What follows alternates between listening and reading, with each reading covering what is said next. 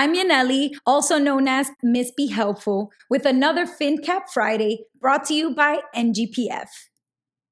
Back in the Great Depression, unemployment reached 25% in the United States, and banks failed and shut down, which wiped out a lot of people's savings. Those difficult times lasted more than a decade, which means that frugality and tight budgeting became second nature to Americans of that generation.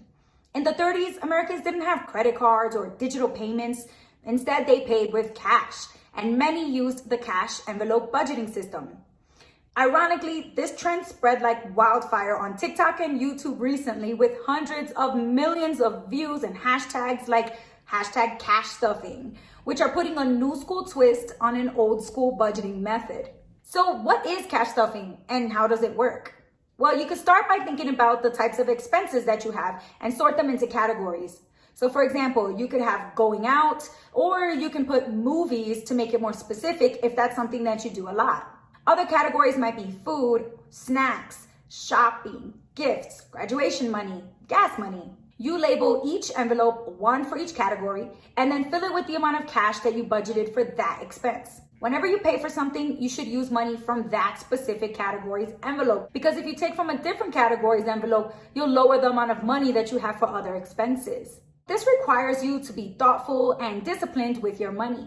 Finally, you refill these envelopes when you get your next paycheck. A lot of Gen Zers are already working jobs and experiencing for themselves what it's like to have money one day and then it's all gone the next day because you spent it all without really keeping track in an effective way. TikTokers told CBS News this method is great for teenagers because it helps you visualize the different buckets you would have inside of a savings account.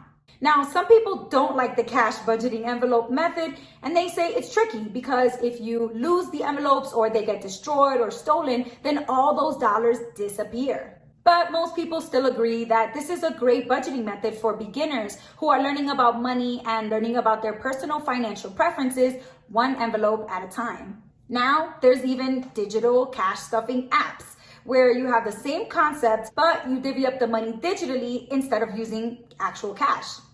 Now, only time will tell if cash stuffing is a trend that's going to stick around, but many people are wondering, will it help Gen Z be more responsible when it comes to spending?